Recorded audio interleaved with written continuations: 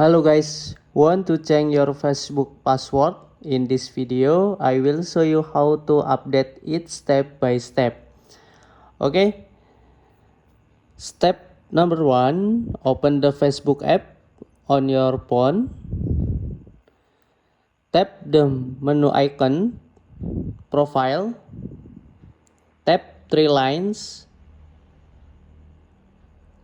and then scroll down and tap setting and privacy. Tap setting, click see more in account center.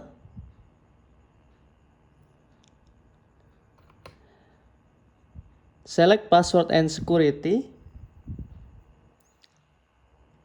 Tap change password.